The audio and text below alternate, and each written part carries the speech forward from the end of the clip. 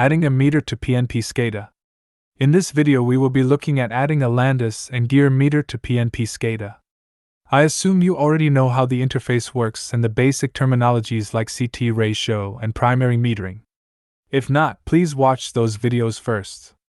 I will also not be looking at how to add meters in bulk. That is a separate video.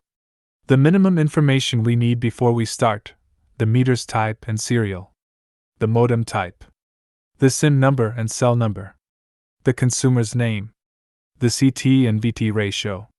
Let's say I have these details, Landis Gyr ZMD, and serial given, with slide and modem P42, SIM number and cell number given, 100 to 5 CT, no VT.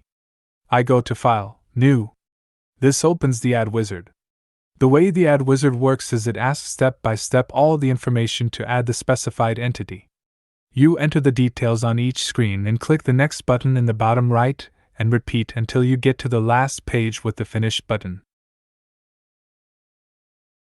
Here we see a diagram of how the entities fit into each other. And here is the meter in yellow. As you can see, a meter links to a modem. Entities to the left means that that entity will have to be added before we can add this entity. So in this case, before we can add the meter, we first need to add the modem. But before we can add the modem, we need to add the SIM. So let me start by clicking on SIM. Adding a SIM is only one step. We enter the SIM and cell number, and click on Finish.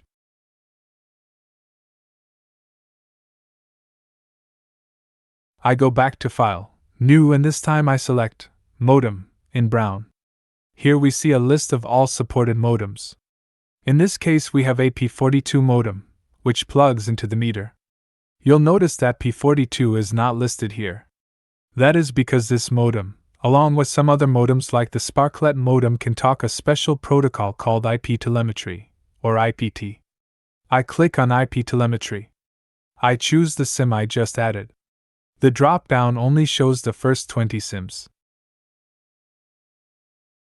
If you don't see your SIM in the list, you can search for it by clicking on the button with the 3 dots.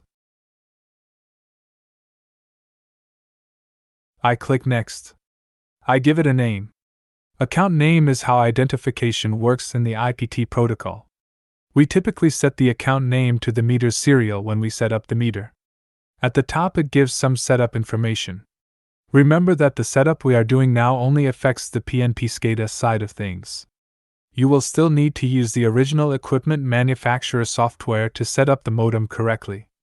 In the case of a P42 modem, you'll need MAP 120. There is an article on the wiki and a video on how to set up a P42 modem. The setup of the modem and meters are outside of the scope of this video. I click Finish. On the overview screen I can now see the modem. Next I add the meter. I go to File, New, and click on Meter. I find Landis Gyr DLMS. This is the new driver. The IEC driver is the old version of the driver and requires more setup of the meter to get it to work with PNP SCADA. For this reason it is recommended to use the DLMS driver. From the drop-down I choose the modem I just added. I click Next. I fill in the meter serial and a name. Place, site, and zone are freeform fields and are typically populated with the meter's address. Since it is a 100 to 5 CT, I'll enter the breaker size of 100 amp. I put 100 to 5 for CT. You'll notice the multidrop address defaults to the last 4 digits of the meter serial that you entered, plus 1000. This is the default setup for Landis Gyr meters. However, you can change it if you have reprogrammed the meter to a different multidrop address. I leave the number of wires as a 4-wire installation. That is red, white, blue, and neutral. And the installation date I'll set to the beginning of the month. If the meter was installed 3 months ago, you can use that date and PNP SCADA will download the data from that date. I click Finish. Now I can select the meter from the overview screen. I click on Tools, Communication Monitor. Usually when you add a new meter, you also want to check that the meter was installed correctly. I check Phaser and click Start Read. You should get blue and green lines. If you don't get blue and green lines, There are wiki pages and videos on this topic.